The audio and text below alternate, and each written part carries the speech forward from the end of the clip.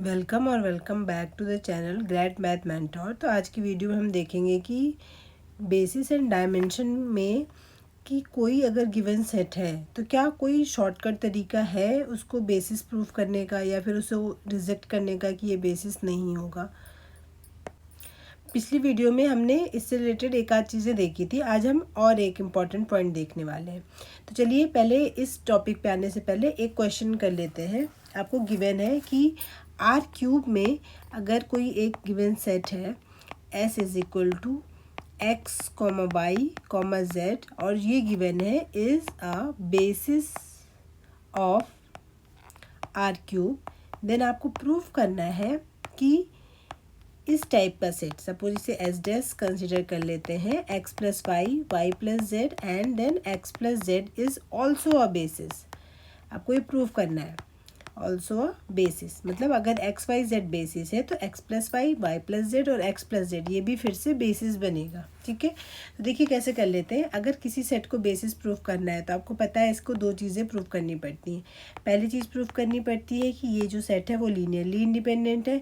दूसरा हमें ये प्रूफ करना पड़ता है कि जो एस डैश है ये पूरे वेक्टर स्पेस को स्पैन कर रहा है, यानी कि L S dash is equal to R cube. ये दो चीज़ें प्रूफ करने के बाद हम कह सकते हैं कि एस डैश आपका बेसिस बनेगा। तो सबसे पहले इसको लीनियरली इंडिपेंडेंट प्रूफ कर लेते हैं। तो लीनियरली इंडिपेंडेंट के लिए क्या करेंगे, there exist a comma b comma c belongs to R, यानी कि स्केलर ऐसे एग्जिस्ट करेंगे सच दैट कि a into x plus y. अगर कन्फ्यूजन है तो आप चाहें तो इसको अल्फ़ा 1 अल्फ़ा 2 और अल्फ़ा 3 ले सकते हैं, ताकि आपको ऐसा लगे कि हमें अल्फ़ा 1 अल्फ़ा 2 और अल्फ़ा 3 को लीनियरली इंडिपेंडेंट प्रूफ करना है। तो यहाँ पे a into alpha 1 b into alpha 2 plus का c into alpha 3 is equal to 0 हो जाएगा।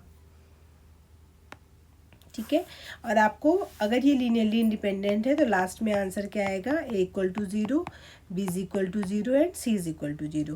तो चलिए यहाँ पे क्या कर लेते हैं, थोड़ा सा और इसको सिंप्लीफाई कर लेते हैं। एक्स कॉमन कर लेते हैं, एक्स कॉमन करेंगे तो ए प्लस सी बनेगा, वाई कॉमन करते हैं तो ए प्लस बी बन रहा है और जेड कॉमन करने के बाद b plus c of z is equal to 0 मिलेगा। ठीक है, अब देखिए चूँकि ए बी सी स्केलर है यानी कि रियल नंबर है, तो ए प्लस सी, बी प्लस सी और ए प्लस बी ये तीनों चीज़ हमने यूज़ किए हुए, ये फिर से स्केलर बनेंगे। तो सपोज़ करिए हमने इन्हें पी पढ़ लिया, P Q R z is equal to 0, जहाँ पे पी क्यू आर ये तीनों ही क्या हो जाएंगे, आपके स्केलर्स हो जाएंगे। तो आप इसका जो गिवन है इसका आप इम्प्लीमेंट करिए। गिवन था आपको कि एक्स वाई जेड जो है वो एक बेसिस है, तो बेसिस है यानी कि ये भी एक लीनियरली इंडिपेंडेंट और स्पैन करने वाला सेट होगा। तो अगर ये लीनियरली इंडिपेंडेंट है यानी कि कहीं पे भी ऐसी लाइन होती है तो आप तुरंत क्या लिख सकते हैं, P is equal to Q is equal to R is equal to 0। तो इक्वेशन क्या बनेगी, P तो आपने किसको लिखा हुआ है, a plus c is equal to 0, q की जगह a plus b is equal to 0 और आर की जगह b plus c is equal to 0। तो अब आप देखिए यहाँ पे किसी भी दो इक्वेशन को सॉल्व कर लीजिए, आपको आंसर आ जाएगा। वैसे भी आप चाहें तो इसको जो हमने तरीका बताया है होमोजीनियस लीनियर इक्वेशन को सॉल्व करने का, आप वहाँ से भी सॉल्व कर सकते हैं। A plus c is equal to 0, b plus c is equal to 0, then a plus b is equal to 0। जैसे इन दोनों को सॉल्व करेंगे तो क्या मिलेगा आपको, a minus b is equal to 0, अगर मैंने इनको सब्ट्रैक्ट कर दिया तो। ठीक है, अब ए माइनस बी और ए प्लस बी जी को सॉल्व करेंगे तो आप देख सकते हैं ए इज इक्वल टू 0 मिलेगा। इसको किसी भी इक्वेशन में पुट करेंगे तो b is equal to 0 and c is equal to 0। तो आप देख सकते हैं एक ही आंसर आ रहा है, a 0 b 0 and c is equal to 0। तो इसका मतलब क्या है, ये लाइन जैसी आएगी आप कहोगे कि ये जो सेट है वो लीनियरली इंडिपेंडेंट हो गया। अब सेकेंड प्रॉपर्टी आती है जो कि स्पैन करने वाली। तो देखिए हमने कहा था जो बेसिस होता है या जिसको भी बेसिस प्रूफ करना है, आर क्यूब में सारे ट्रिपलेट है, एस डैश में कुछ आ रहे हैं, तो आप कह सकते हैं जो एस डैश है वो सबसेट तो है आर क्यूब का, तो जो एल एस डैश होता है वो तो हमेशा ही आर क्यूब का सबसेट होता है। ठीक है, इसमें तो कुछ डाउट ही नहीं है। बट आपको अगर ये प्रूफ करना है कि L S dash is equal to R cube, तो आपको ये भी प्रूफ करना पड़ेगा कि आर क्यूब भी सबसेट होगा किसका, एल एस डैश का। ये कैसे प्रूफ होगा, आप आर क्यूब का एक एलिमेंट ले लेंगे, let alpha belongs to R cube, और आप प्रूफ कर देंगे लास्ट में कि अल्फ़ा जो है वो एल एस डैश में बिलोंग करती है। अब अल्फ़ा एल एस डैश में कब बिलोंग करेगा, जब alpha linear combination of S dash की फॉर्म में होगा। ठीक है, तो आपको नेक्स्ट क्या करना है, अल्फ़ा बिलोंग करता है आर क्यूब में। अब अल्फ़ा को लीनियर कॉम्बिनेशन में लिखने का मतलब है यहाँ पे कुछ स्केलर्स ऐसे आएंगे a comma b comma c belongs to R such that कि अल्फ़ा इस फॉर्म में लिख पाते होंगे आप, a into x plus y plus b into y plus z plus c into z plus x. अब क्या कर लीजिए, इसमें से x कॉमन करेंगे तो फिर से वही लाइन आ जाएगी, a प्लस बी एक्स, और यहाँ पे बनेगा b प्लस सी, और यहाँ पे आ जाएगा आपके पास y के साथ आ जाएगा आपके पास कुछ और आएगा यहाँ पे a प्लस बी, बाहर जा जाएगा y, x प्लस वाई, देख लेते हैं क्या था ये, x plus y, y plus z. तो इसमें a कॉमन किया तो यहाँ पे आ जाएगा आपके पास, x कॉमन कर रहे हैं ना तो a प्लस सी आ जाएगा, हाँ ये गड़बड़ हो रहा था। अब y करेंगे तो ये a प्लस बी हो जाएगा, और z कॉमन करेंगे तो आपका b प्लस सी हो जाएगा z के बाद। ठीक है, ये लाइन आ गई आपके यहाँ पे। अगर आपका जो अल्फ़ा है उसको आप इनके लीनियर कॉम्बिनेशन में लिख सकते हैं, तो यानी कि ए बी सी की कुछ एग्जिस्ट वैल्यू, एक पर्टिकुलर वैल्यू या एक वैल्यू एग्जिस्ट करेगी इसकी। ठीक है, अदरवाइज़ कोई वैल्यू की एग्जिस्ट नहीं करेगी। अब इसको आगे कैसे बढ़ाएंगे, अब आपको पता है जो गिवन था एस वो भी बेसिस है आर क्यूब का, तो इसका मतलब क्या हो जाएगा, अल्फ़ा को आप इनके लीनियर कॉम्बिनेशन में भी लिख सकते हैं। मान लीजिए मैंने यहाँ पे कुछ और स्केलर यूज़ कर लिए हैं, पी एक्स प्लस का क्यू वाई प्लस का आर जेड। ठीक है, तो अल्फ़ा आप ऐसा भी लिख सकते हैं, आप अल्फ़ा ऐसा भी लिख सकते हैं, लेकिन आपको पता होना चाहिए कि अगर आपके पास एस बेसिस है, और बेसिस का काम क्या होता है, लीनियर कॉम्बिनेशन में अगर आप किसी एलिमेंट को बेसिस के लीनियर कॉम्बिनेशन में लिख रहे हैं तो इसका मतलब वो एक यूनिक तरीका होता है उसको लिखने का। ठीक है, जो ये आप इजीली आप इसको प्रूव कर सकते हैं कि वो एक यूनिक तरीका होगा लिखने का। अगर वो बेसिस है तो स्पैन कर रहा है तो एक से ज़्यादा तरीके हो सकते हैं, बट बेसिस है तो यूनिक तरीका होगा। तो अब देखो यहाँ पे भी आप अल्फ़ा को ऐसे लिख रहे हो, तो यानी कि ये जो स्केलर्स आप लिखे हुए हैं और ये स्केलर लिखे हुए हैं, ये सब क्या हो जाएंगे, आपके सेम वैल्यूज़ हो जाएंगी। ठीक है, यानी कि a plus c is equal to p बनेगा, a plus b is equal to q बनेगा, और b plus c is equal to बन जाएगा आपके पास r। अब मुझे ये देखना है पी क्यू आर तो पर्टिकुलर कुछ ना कुछ तो वैल्यूज़ है ही, ये तो वैल्यू में कुछ है, मतलब इनकी जो मीनिंगफुल वैल्यू है पी क्यू आर, क्योंकि ये तो इनको लीनियर कॉम्बिनेशन में लिख ही सकते हैं। अब मुझे ए बी सी की वैल्यूज़ अगर मैं पी क्यू आर के टर्म में निकालूंगी तो ए बी सी भी मीनिंगफुल वैल्यू हो जाएंगी। तो आप इन दोनों से, इन इक्वेशन से कैसे भी करके सॉल्व करके आप पी और क्यू की वैल्यू निकाल लीजिए, तो आप इजीली निकाल सकते हैं। जैसे इन दोनों से देखिए कैसे बनेगा, इनको अगर आप सब्ट्रैक्ट कर लेते हैं तो c minus b is equal to p minus q बनेगा। ठीक है, और उसके बाद क्या करेंगे, आप चाहें तो उससे भी सॉल्व कर सकते हैं, जो आपका मैट्रिक्स वाला मेथड होता है आपका, वहाँ से भी इजीली सॉल्व हो जाएगा। ठीक है, तो c minus b is equal to p minus q हो जाएगा, और अगली इक्वेशन है आपकी b plus c is equal to r. अब ऐड करेंगे तो कितना मिल जाएगा आपके पास, two c is equal to p minus q plus का आर अपॉन में पी, इतना बनेगा। तो c इज इक्वल टू कितना हो गया, p minus q plus r upon में टू। जब p क्यू आर की कोई मीनिंगफुल वैल्यूज है तो इसको सॉल्व करके भी कोई वैल्यू ही बनेगी। c की वैल्यू मिल गई, अब इन इक्वेशन से b और a की वैल्यू भी आपको मिल जाएगी। तो इस तरीके से आपने देखा कि जो a और b और c की वैल्यूज़ हैं वो कुछ कुछ वैल्यूज़ बन रही हैं आपकी r में। तो इसका मतलब अल्फ़ा जो आपने रैंडम एलिमेंट लिया था आर क्यूब का, उसको आप इस तरह के लीनियर कॉम्बिनेशन में पॉसिबल है लिखना। तो इसका मतलब क्या हो जाएगा, वही लाइन जो हमने पहले लिखी थी कि ये तो लीनियर कॉम्बिनेशन हो गया एस डैश का, यानी कि जो अल्फ़ा है वो बिलोंग करेगा एल एस डैश में। तो ओवरऑल एल एस डैश जो है वो इक्वल हो जाएगा किसके, आर क्यूब के। तो इसका मतलब क्या हो गया, अगर एक्स वाई जेड किसी का बेसिस है तो x plus y, y plus z और एक्स प्लस जेड भी क्या हो जाएगा, बेसिस हो जाएगा। ठीक है, अब आते हैं आपके शॉर्टकट वाले तरीके पे जो हमने बोला था। और देखिएगा शॉर्टकट के बाद इस क्वेश्चन का स्टेटमेंट हो सकता है यही है, हो सकता है इसमें एक माइनर चेंज कर दे, उसके बाद भी प्रोसेस पूरा यही रहेगा, ठीक है। और इवन और छोटा हो जाएगा इसका जो प्रोसेस है। तो देखिए कैसे करेंगे। जो कुछ चीज़ें हम पढ़ने वाले हैं तो थ्योरम्स हैं बेसिकली, बट उनका प्रूफ इतने इंपॉर्टेंट नहीं है, उनके स्टेटमेंट ज़्यादा इंपॉर्टेंट है, तो हम वही देखने वाले हैं, ठीक है। देखिए पहला स्टेटमेंट 1 की बात करें तो जो मैंने अभी कहा कि अगर S बेसिस है किसी भी वेक्टर स्पेस का, देन कोई भी element alpha belongs to V is equal to लिख सकते हैं unique linear combination of S, ठीक है। V का कोई भी एलिमेंट S के लीनियर कॉम्बिनेशन में तो लिख सकते हो, लेकिन यूनिक तरीके से लिख सकते हो, ठीक है, अगर वो बेसिस है तो। पहला स्टेटमेंट तो ये हो गया। दूसरा स्टेटमेंट क्या कहता है?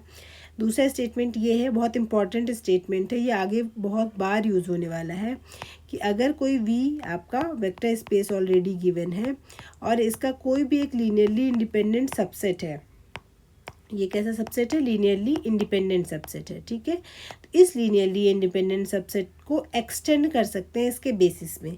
एक्सटेंड करने का मतलब है कि S में मान लीजिए आपके alpha 1 alpha 2 dot dot dot alpha m element है और ये जो सेट है वो लीनियरली इंडिपेंडेंट है, तो इसमें मैं कुछ भी एलिमेंट और ऐड कर दूँ, यानी अल्फ़ा m तक तो रहेंगे ही, कुछ एक्स्ट्रा एलिमेंट अगर मैं और ऐड कर दूँ तो क्या होगा? मान लीजिए बीटा m तक हमने ऐड कर दिया।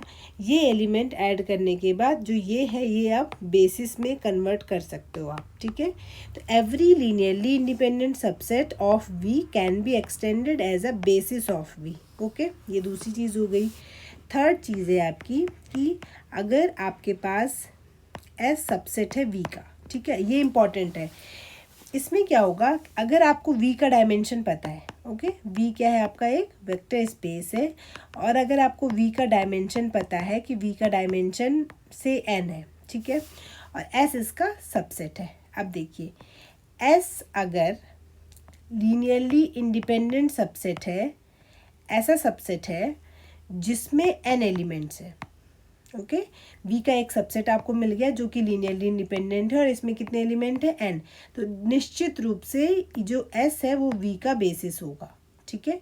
मतलब आपको पहले तो डायमेंशन पता होना चाहिए ना कितना है, और S में एलिमेंट मान लीजिए आपका n आ रहा है, उसमें भी n एलिमेंट है, तो अगर ये सिर्फ लीनियरली इंडिपेंडेंट भी है तो भी ये बेसिस बनाएगा ही बनाएगा, वो अपने आप ही वो उसको स्पैन करने लग जाएगा, ठीक है।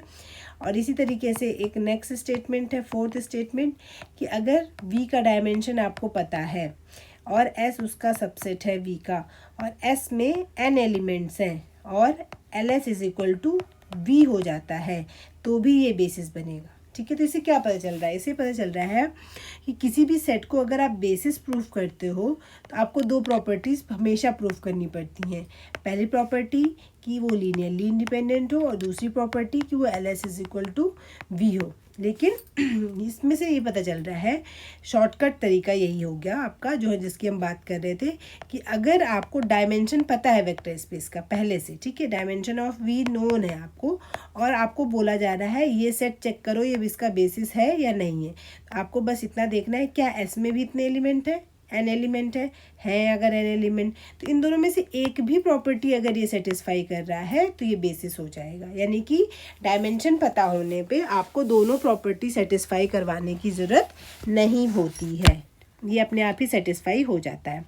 तो इसी चीज़ को, इसी स्टेटमेंट को अलग तरीके से भी कहा जाता है कि S अगर सबसेट है V का और S अगर बेसिस है, ठीक है, अगर S बेसिस है तो S जैसा सेट होगा लीनियरली इंडिपेंडेंट होगा, बट हम इसके साथ ही कहते हैं ये मैक्सिमम लीनियरली इंडिपेंडेंट सबसेट होगा, maximum linearly independent subset of V। Maximum का मतलब होता है कि इससे ज़्यादा एलिमेंट अगर मैं रखूँगी तो वो डिपेंडेंट ही होगा, डिपेंडेंट होगा तो बेसिस नहीं बन पाएगा। कम हो सकते हैं, मान लीजिए एग्जांपल भी ले लेते हैं, मान लीजिए V का डायमेंशन है आपका 6, ठीक है, dimension of V is equal to 6।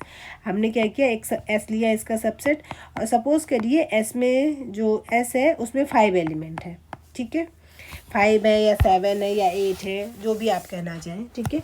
अगर 5 7 इतने एलिमेंट है तो आप सीधे सीधे कह देंगे कि ये तो इनके बेसिस नहीं हो सकते। क्यों? क्योंकि बाई चांस ये इसका बेसिस हुआ तो फिर इसका डायमेंशन चेंज करना पड़ेगा, आपको ऑलरेडी इसका डायमेंशन पता है। अब नेक्स्ट चीज़, अगर एस ऐसा एलिमेंट है, एस ऐसा सबसेट है जिसकी जो कार्डिनलिटी है, यानी कि इसमें नंबर ऑफ एलिमेंट कितने हैं, वो 6 है, तो डायमेंशन तो 6 है, इसमें भी एलिमेंट 6 है, और आपको चेक करना है कि बेसिस बनता है या नहीं बनता है। तो हो सकता है बेसिस बने, हो सकता है बेसिस ना बने। पिछली वीडियो में हमने ये देखा था कि R³ वाले में अगर किसी सेट में 3 एलिमेंट है और 2 एलिमेंट है या 4 एलिमेंट है, तो 2 वाला और 4 वाला तो आप पहले ही नेग्लेक्ट कर सकते हैं, ठीक है, क्योंकि इसका डायमेंशन आपको पता है ना 3 है, तो 3 में तो ये नहीं करना आपको। लेकिन 3 है अगर, तो 3 वाले को तो चेक करना पड़ेगा, और चेक करने के लिए हम दोनों प्रॉपर्टीज़ यूज़ कर रहे थे। बट आपको यहाँ से ये पता चल गया कि अगर डायमेंशन नोन है तो आपको दोनों में से एक भी प्रॉपर्टी आपने सेटिस्फाई करवा दी तो वो अपने आप बेसिस बनेगा ही बनेगा, ठीक है। तो ये चीज़ हो गई आपकी कि जो बेसिस होता है किसी भी वेक्टर स्पेस का वो मैक्सिमम लीनियरली इंडिपेंडेंट सबसेट होता है, ठीक है। यानी कि इसके कम एलिमेंट तो लीनियरली इंडिपेंडेंट हो सकते हैं, बट ज़्यादा एलिमेंट वाला सेट हमेशा आंख बंद करके आप कह सकते हो लीनियरली डिपेंडेंट होगा। इसी तरीके से अगर एस सबसेट है वी का और एस आपका बेसिस बना रहा है, और ये ऑब्वियस सी बात है स्पैन करेगा वी को, जो ये स्पैन करता है ये इसको हम बोलते हैं ये मिनिमम लीनियरली, मतलब मिनिमम सेट ऐसा होता है जो कि लीनियर स्पैन करता है, ठीक है। स्पैन करने वाला मिनिमम सेट होगा। मिनिमम का मतलब हुआ कि इसमें से अगर एक भी एलिमेंट कम हुआ तो ये वी को स्पैन नहीं करेंगे, ठीक है। जैसे कि अभी हमने बताया ना कि अगर डायमेंशन वी का सपोज करिए 6 है और आपने एस में α1 α2 डॉट डॉट डॉट α6 तक के एलिमेंट ले लिए, ठीक है। तो ये जो सेट होगा, मान लीजिए मैं कोई दूसरा सेट लिखूँ β1 β2 जिसमें कितने एलिमेंट है, 5 एलिमेंट है, ठीक है। तो ये इसको स्पैन भी नहीं कर सकता, ठीक है। 5 एलिमेंट वाला कोई सेट इसको स्पैन नहीं करेगा क्योंकि ये आपका मिनिमम सेट है, ठीक है। 7 एलिमेंट वाला स्पैन कर सकता है, 7 एलिमेंट वाले में कोई डाउट नहीं है, 7 वाला स्पैन कर सकता है, लेकिन 6 से कम वाला कोई भी सेट इसको स्पैन नहीं कर सकता है, तो इसलिए वो बेसिस भी नहीं बनेगा। जैसे ही तो बस आपको यही ध्यान रखना है, बेसिस में इंडिपेंडेंट सेट तो मैक्सिमम होता है, लेकिन स्पैन वाला वो मिनिमम सेट होता है, ठीक है। उससे कम एलिमेंट से वो स्पैन नहीं कर पाएगा, ओके। तो अब रही बात इस क्वेश्चन की, तो इस क्वेश्चन में देखिए ये वाला जो क्वेश्चन था इसमें आप क्या चेंजेस कर सकते हैं। आपको बोला गया था कि XYZ बेसिस है, तो आपको बताना है ये भी बेसिस है। तो हो सकता है एग्जाम में बेसिस ना लिख के सिंपल क्या लिख दे, लीनियरली इंडिपेंडेंट है, तब आप इसको बेसिस प्रूफ करिए, ठीक है। तो लीनियरली इंडिपेंडेंट आपको पता है इसका डायमेंशन कितना है, 3। तो कोई भी ऐसा सेट जिसमें 3 एलिमेंट हो और लीनियरली इंडिपेंडेंट होगा तो ये ऑटोमेटिक बेसिस हो गया ना। अब बेसिस तो हो ही गया, अब आपको अगर इसको बेसिस प्रूफ करना है तो फिर से वही चीज़, इसमें भी कितने एलिमेंट है, 3 एलिमेंट है, तो अब इसमें आपको दोनों प्रॉपर्टी सेटिस्फाई करवाने की ज़रूरत नहीं है, आपको सिर्फ लीनियरली इंडिपेंडेंट भी अगर आपने दिखा दिया तो ये आपका बेसिस हो जाएगा, ओके। अब इन्हीं फैक्ट से रिलेटेड जो क्वेश्चंस हैं कुछ कुछ चीज़ें वो हम फिर अब नेक्स्ट वीडियो में करेंगे, अदरवाइज़ ये वीडियो बहुत लॉन्ग हो जाएगी, okay. Thank you for watching.